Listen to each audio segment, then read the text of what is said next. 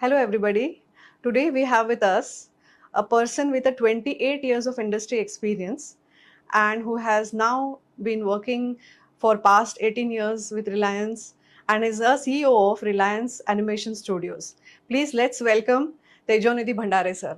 Welcome to our podcast, sir. Thank you. Thank you for the kind introduction. Let me first congratulate you for your doctorate, honorary doctorate that you have got from Frankfurt University. It's my dream to have a doctorate degree. Oh. Not this PhD degree, but to become a doctor. Oh. But eventually, I think what is great, I can at least have a doctor before my name. Yeah, so we can now call you Dr. Tejonidhi Bhandare. Great. So nobody knows whether it is a PhD or a real doctor. But great, thank you so much. Thank you, and it's been an honor to get that degree from Frankfurt, such a great university. Awesome. So the first question, obviously, I want to ask is about your career journey and your journey with Reliance. So my journey with Reliance started in 2007 September. Prior to that, I was working with the company called Capgemini. Before that, I was with Amdocs, and prior to that, I was with IBM. So my journey began while I was in grade 12, when I had an aspiration to become a chartered accountant. I also enrolled for chartered accountancy course and CS at the same time. I couldn't manage to get through the CA foundation, which actually disheartened me a little. But at that point of time, I was working with a CA firm. Okay. So it started way back in 1997, 96, 97. And since then, I was more or less more into finance and legal. Till, I guess, 2014, I was purely managing finance and legal and most of the operations part. And I joined Reliance also as a finance manager. And that point of time, we were about to do an IPO and I was working towards that. Okay. Eventually, after being into finance and legal, then my role got enhanced to CFO, then to COO, and now CEO. That's been the overall journey. And my liking towards content or films or serials actually evolved over a period of time.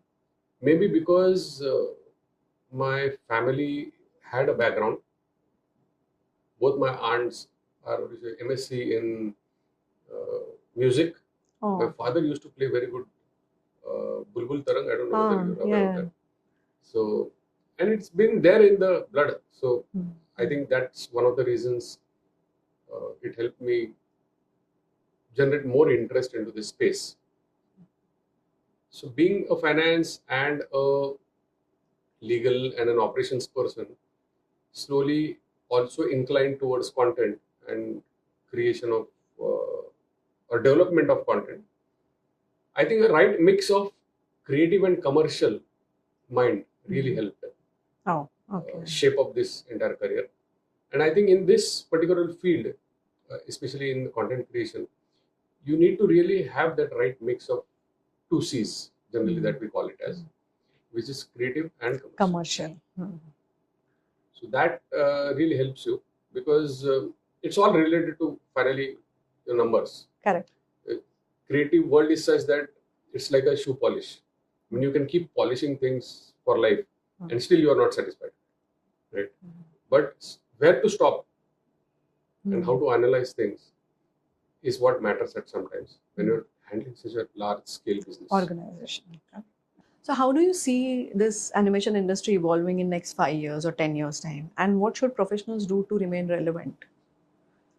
It's a very difficult and tricky question though, because there are multiple layers to this question and multiple layers to the answers also.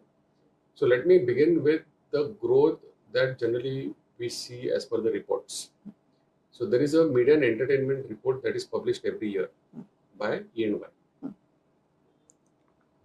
In the last couple of years, we have seen a growth of about roughly average about 10% in animation and visual effects. Now, to understand this, I think there are some basic things that we need to understand. For example, we talk about a 2.3 trillion rupees industry, media and entertainment industry.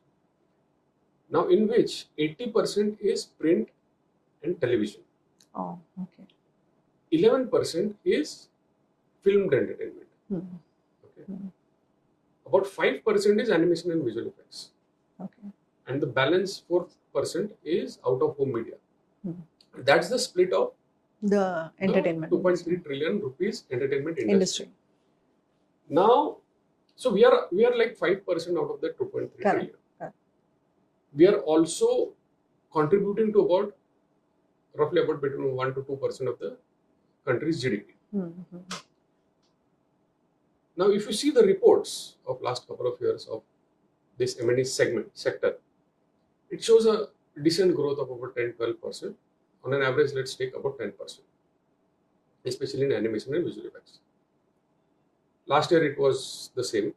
This year, the M&E report says that there was a degrowth in animation and visual effects for about 9%. Oh, okay.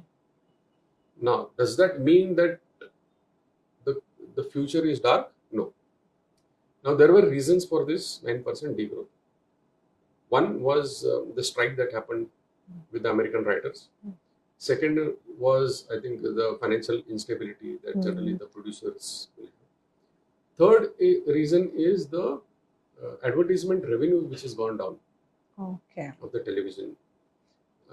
More so because I think advertisers have also figured out their own ways and means of advertising their own brands onto different platforms. Instagram, for that matter, is a big platform. It's a big platform nowadays because you're reaching out directly to your audience. So there has been multiple challenges in the last year, which showed a 9% degrowth. But that doesn't mean that you don't have an opportunity or it is going down. It definitely gives an opportunity for creators and this industry or this segment to grow beyond a certain point, which again for the next year, the report itself says that we have a growth of 10-12%. Okay. That means from a 9% to again a plus 10%, is 20%. You have a 20% growth. Correct. Right? So that means you have an opportunity. Correct. Now, why do you have an opportunity is because more the platforms, more the content. Obviously, right? And let's look at the other side of the story.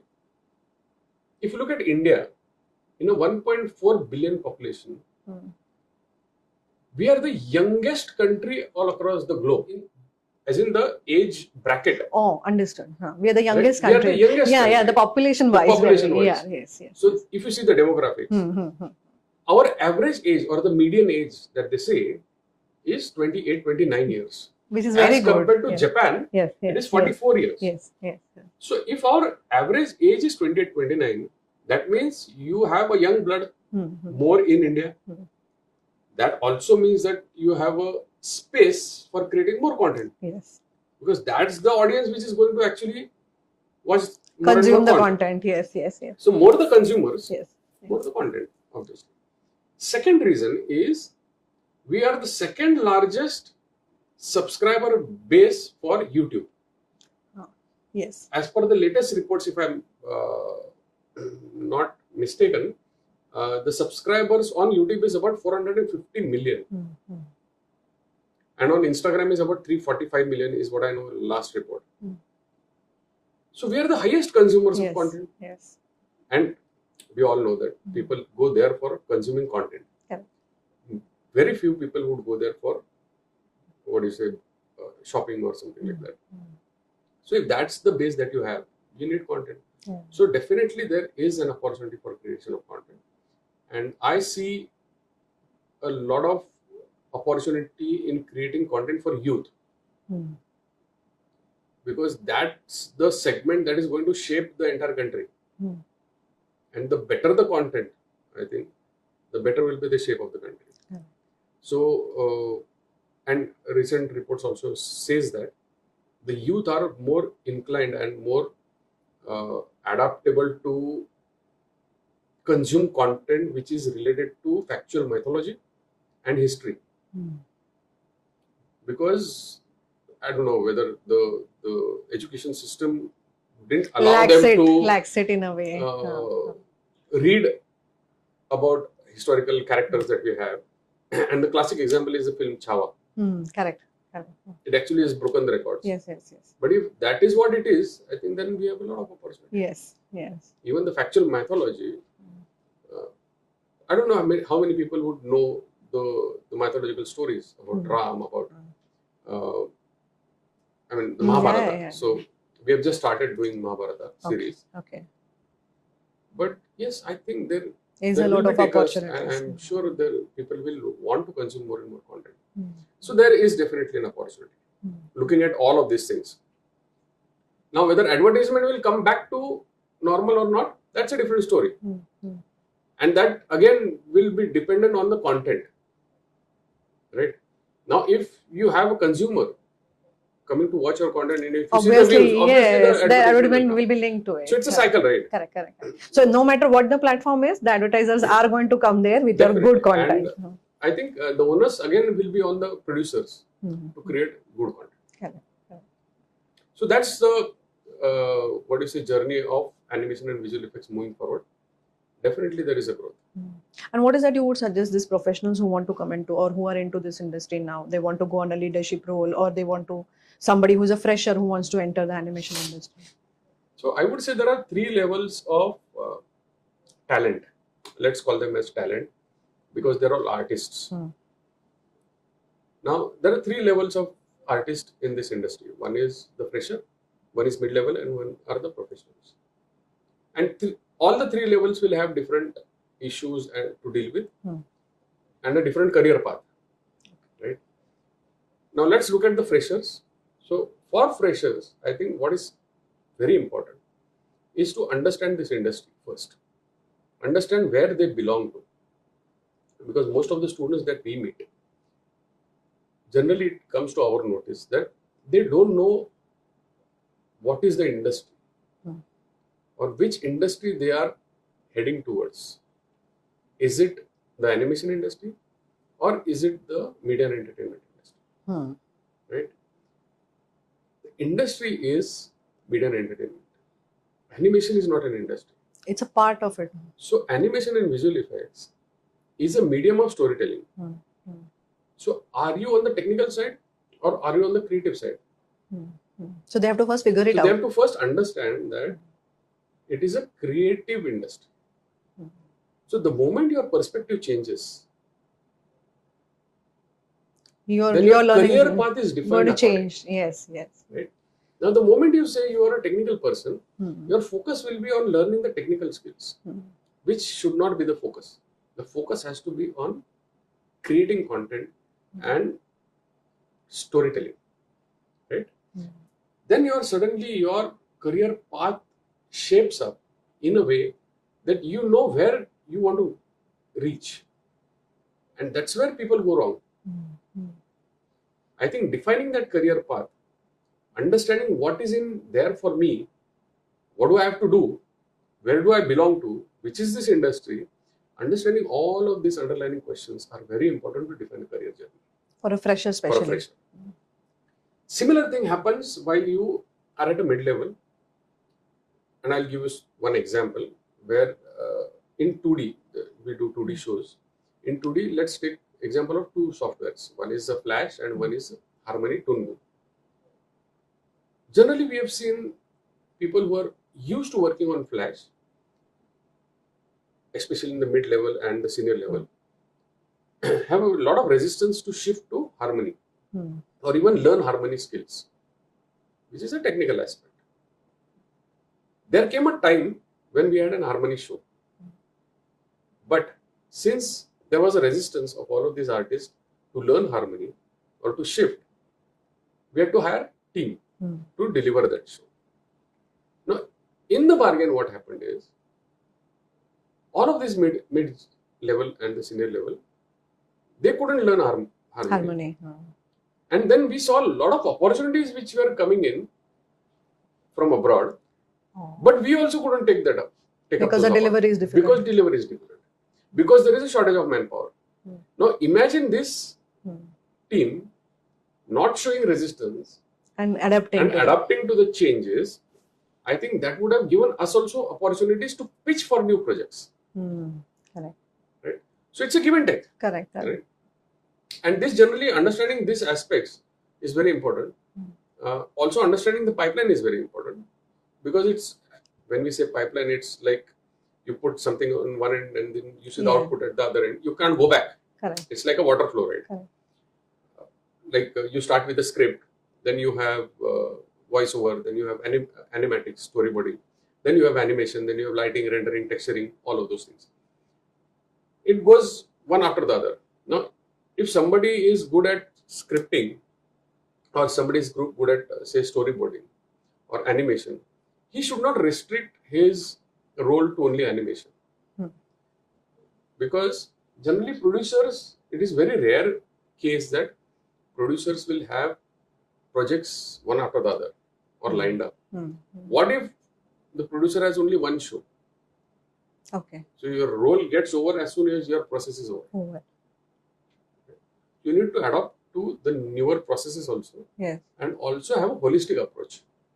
So generally we tell that to all the talents, that have a holistic approach, learn other skills, so that you can be useful for the producers and resourceful in the other processes also as well.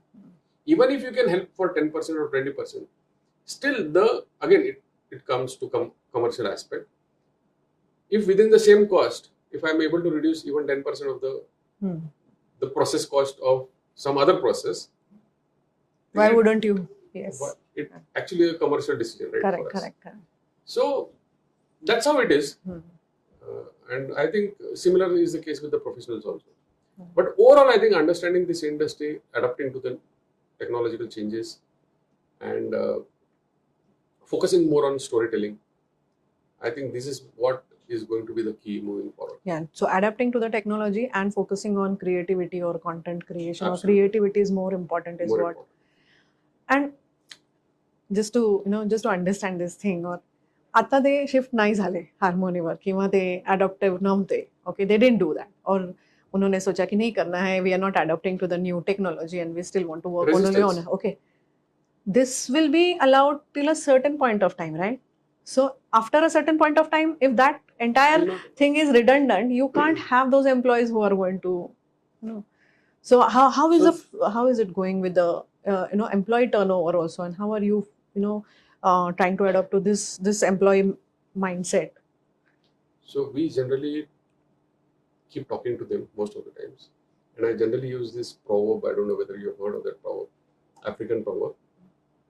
If a cat dreams to be a lion, it has to lose its appetite for rats. Right? So, and I generally tell this to most of my colleagues, that if your dream is big, you have to work towards it. Correct. Now, you suddenly can't think of becoming creative director if you are focusing more on the technical side. Right? You have to think, you have to look at the content, you have to be more analytical, more commercial in your aspect, in your approach. I think that's the key.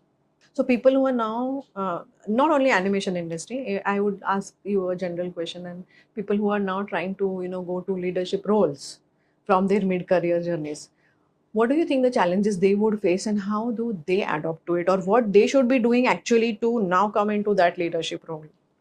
See, this is a day-long discussion, because there are many things that they should do, out of which I think a couple of points which I can share is, one, definitely I think they should follow the approach of 7 habits of highly effective people.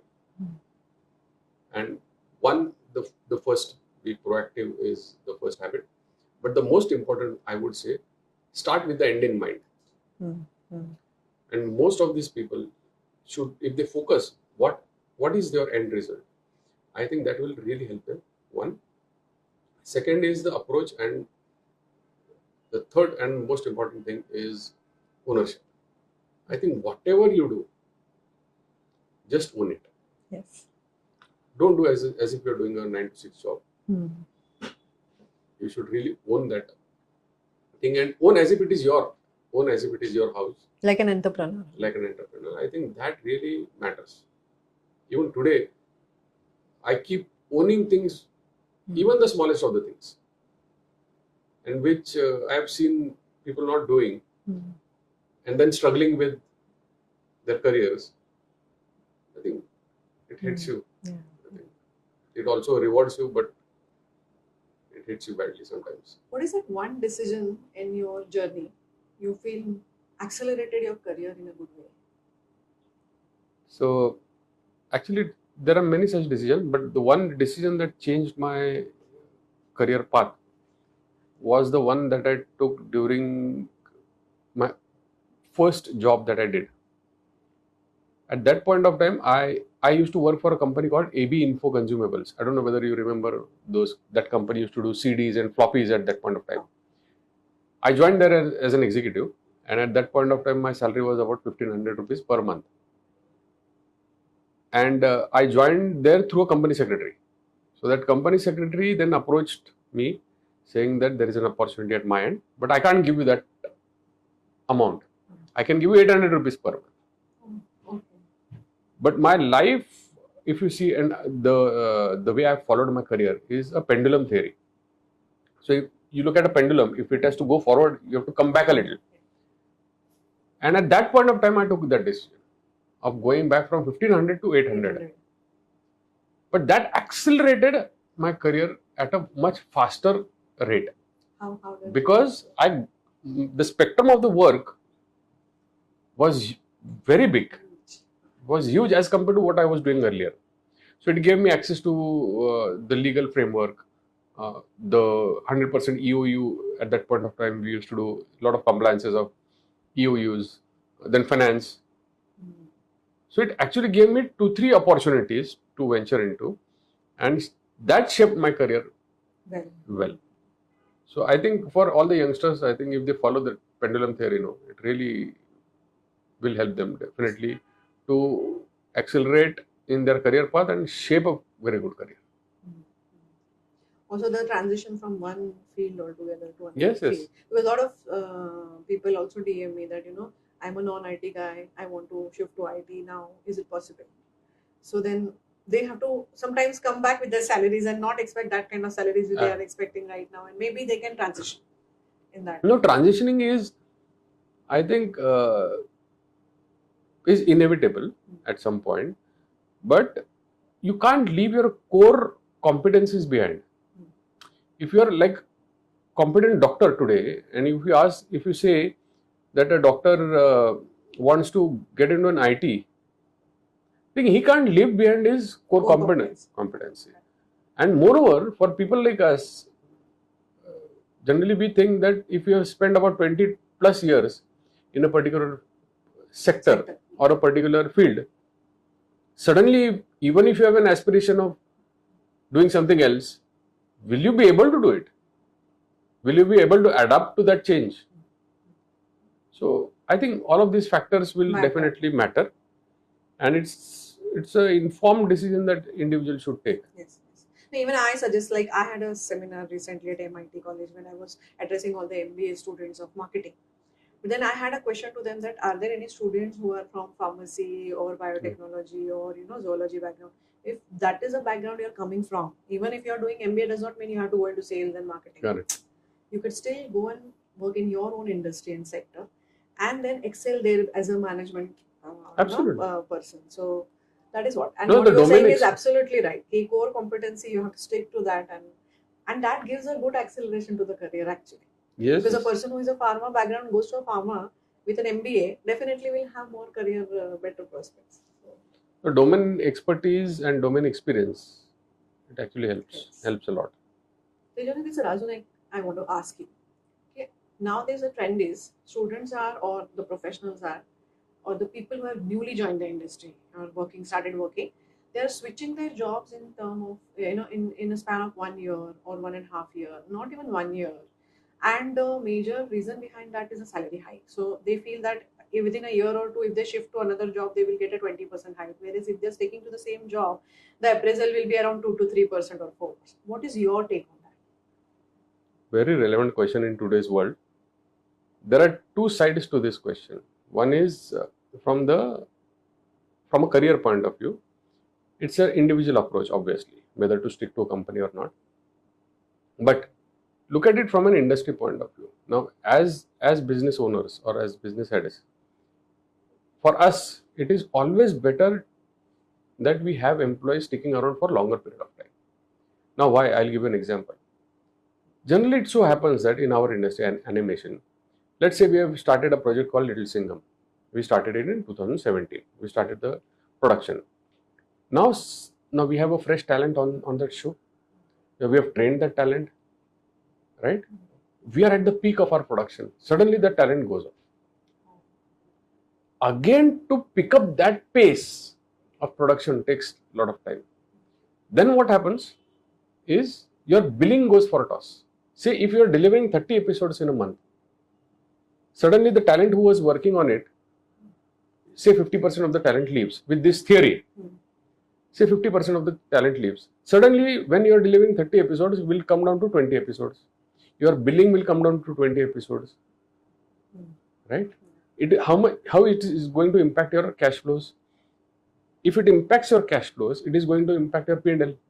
If it impacts your P&L, it is going to impact the salary rise. So where is it starting? It is starting with all this attrition again. So I think the other side is more getting impacted with this kind of decisions, and the production flow is breaking for most of these companies. I'm sure this happens to each and every. This is just an example though. But I think the freshers or the talent in any industry, because everybody is a talent now, so they should understand this side of the story rather than switching jobs. It's easy to get a salary rise of 20-30% if you switch a job, but sustainability is going to be the key. And how long will you be able to sustain? Whether you will be able to, or whether you will take up a talent who has switched his job in last 2 to 3 years. No, definitely. Multiple times. That's one of the criteria of HR. Yes. While they select. Yes. And that's the first question that comes to them. Yes. That why have you switched your career? Correct. And then you get to hear answers which are not digestible. So it's a chicken and egg. Yes. Yes. So, but if this trend is still coming up, what is that you as a CEO or somebody from an industry side would like to take actions key this should reduce, and what is that you can do for the employees so that they are not switching the jobs?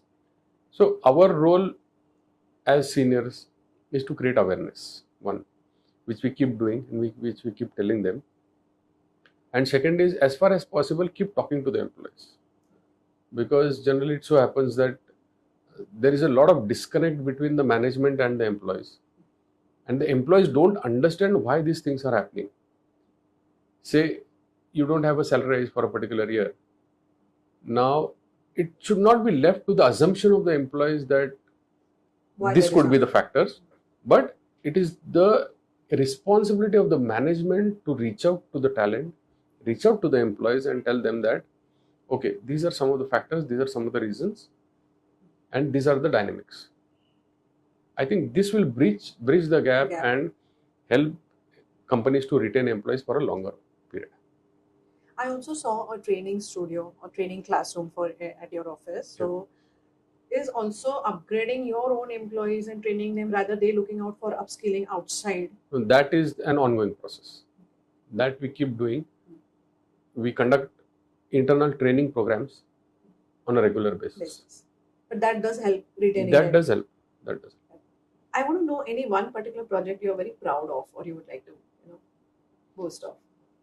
There are many projects, not that I have a specific liking towards one project, but the one project that is very close to my heart is Little Singham. Because that changed the entire course of our company. We were actually in a very bad shape during 2014-15.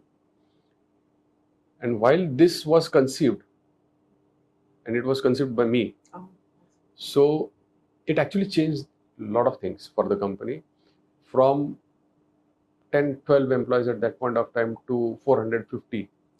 Which is huge. Which was huge. And bringing the company to the profits, bringing Bollywood to animation. Okay.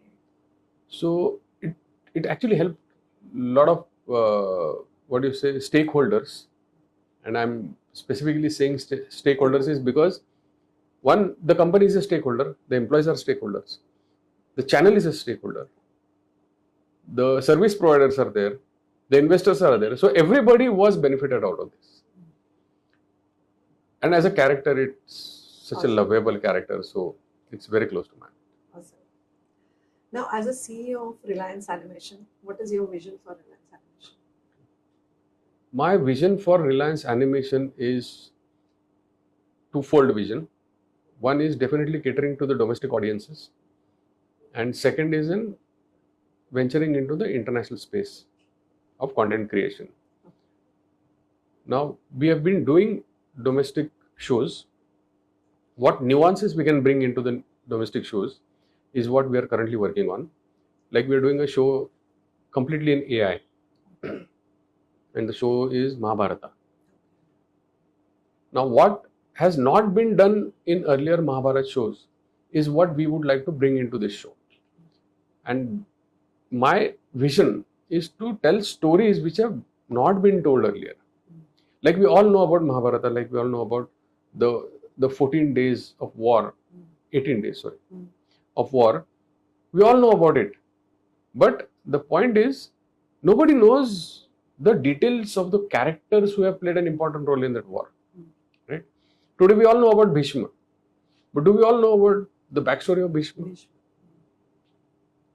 Very, very few people would know. Arjun, many such characters are, Ashwatthama, Karna. So many characters are there. So what we have done in this Mahabharata series is what we have actually started introducing the characters first with their backstories, and then we'll get into that war. That's one part of the stories for domestic audiences. And understanding the international market and telling stories to the world is another part of the vision, which definitely is shaping up slowly and steadily. And underlining, obviously, is the education academy that we have to create talent and see how we can shape this entire industry for a better future. Also, I would like to ask that what is exciting you in terms of AI and innovation now in this? AI and the newer technology. Newer technologies. AI in animation, AI in media and entertainment is a hot topic now. One of the questions which is very prominent these days is whether AI is going to affect the job market, whether AI is going to take away my job, and that fear is there in all the youngsters. And to address that, I would say that artificial intelligence can never take over creative intelligence. So artificial intelligence is there to help humans. So moving forward, I think it will be more of human and AI collaboration that will happen. So let's look at it from a collaborative point of view. Second point is AI is working as an assistant to you. So imagine getting a ready-made assistant. Even today, at this level, it becomes sometimes very difficult to get an assistant. Do you have a ready-made assistant even at early age? So make use of that. It works as an assistant. And there are many trends which are coming in AI. And now how to use that AI to the best of your benefits is what the key is. Like I mentioned about the show on Mahabharata. So AI gives you script, AI gives you voiceover, animation, generative AI, music, lyrics, whatever that you want, you can generate through AI. Now, how to use each particular item in your production is a very interesting thing. It's an interesting tool. And it's not that easy also, okay? Because people think that with AI I can do multiple things. It's not that easy. Because every AI platform is a subscription-based platform. Apart from some open AI like ChatGPT. But the moment you subscribe, you will get about some credits. Say, let's take an example of Midjourney. It will give you some credits. The moment you start testing with your prompts, you will suddenly see those credits being used. And at some point, even when you don't have the final output, your credits are zero. Gone. Then you have to top it up with money. It's not that easy. Correct. See, it's still going to so be. People need to understand all of these nitty-gritties about AI. And what fascinates me, if you ask me, is the thing that you can create from AI. The realm that the realm that you can create. It's actually a different world. And generally we say it's a mythical land that has been created through AI. Going to that mythical land in a fantasy is something which everybody likes. So might as well think about AI in that fashion, work accordingly, and use it to the best of your advantage. Even I feel like, okay, these are the tools, but what to create out of it is still going to come from the brains of Exactly, that's the point. And I keep telling students also, the most valuable asset that we all have is our mind. So no technology, no artificial thing can take away your intelligence. And you have to believe in the fact that you are intelligent than the machine. Correct. Once you believe, then there is no fear. I think this is really, a good insight for all the students or all the people who are thinking that AI is going to take away our jobs. Not at all. So even I think this is what in fact, it is going to create more opportunities for students or for employees, because now suddenly there was an X space in which the content was getting created. Now that X is becoming 2X or 3X. The pace is increasing. The pace is increasing. So is the demand. Now, if that is the rate of growth, I'm sure there will be opportunities also. Tejonidhi sir, now we are coming to the last section of our podcast. That is a rapid fire. So there will be 3 to 4 questions which are to be answered like a fire. So it's a rapid fire round for you, and which can be absolutely blunt and fun. Okay. So will I get a hamper? No. Like coffee with coffee with Rajvi? We're still not reaching at a hamper, but we might at some point of time. Okay. Suddenly I'm feeling like I'm sitting on the coffee with Karan coffee with Karan show. Thank you. It's like a compliment for me actually. So, your first question for rapid fire. Give me 3 bullet point advices for freshers. Work with passion, work with patience, and work with perseverance. Give me 3 bullet points like an advice for mid-career professionals. Understand your career path. Again, work with passion, because the moment you leave passion, your career path will go for a toss. And the third one is ownership. Now give me 3 bullet points for the leaders in the industry. Your bullet point advice. Bullet point advice to the leaders. I'm not probably at that level of advising the leaders, but according to me, the 3 points are: one would definitely be being responsible and taking up the ownership of the things that you're doing. Second would be following 7 habits of highly effective people. And the third one, which actually impacted me a lot, was a book called Rich Dad Poor Dad. So I would definitely want the aspiring leaders to do all the 3 things. What is the wildest or weirdest or funniest thing you have seen in the automation studio? Many such examples, but one of the funniest example that I would quote is, one of the scripts said that the students skipped the class, and the storyboard artist actually drew the students skipping in the class. So it was actually he skipped the class and he drew skipping in the class. And similar example was where the script said that the student was outstanding, and the storyboard artist actually drew the student standing outside the class. So sometimes these funny incidences keep happening, and it actually gives you a lot of relief from the stress that you have. So last question of the rapid fire. If you had to animate a CEO superhero, what would his superpower be? His superpower will be... If you had to animate a CEO superhero. One superpower or how many superpowers? You could at least tell me one. One. So one superpower would be to multiply the revenue by 100 times. That could be the superpower. Awesome. Yeah. So here we come to an end to our podcast, and I think this was a very insightful, journey that you had, the conversations that you had with us. I'm so very thankful for taking this time and coming on this podcast and giving us this time and insightful, sharing. Thank you so much, Tejonidhi sir. Thank you so much. Is there anything you would like to? No, thank you for giving me this opportunity to talk to you and reach out to the aspiring talent from various industries, not only animation and visual effects. And as I said, whatever I have said is based on my experience and my journey of the career that I had. And I may not be the right person also probably to advise the leaders, as I have said. But whatever has been throughout my journey and whatever I have faced are the examples which I have shared. And thank you. Thanks a lot for having me here. Thank you so much. Looking forward for more such events and conversations. Surely, sure. Thank you. Thank you. I think we had a very insightful and awesome conversation with the CEO of Reliance Animation, Dr. Tejonidhi Bhandare now. And I'm really thankful to him for taking this time and coming at this session. Thank you. Thank you so much. I think, Rajvi, you are the first one to call me doctor.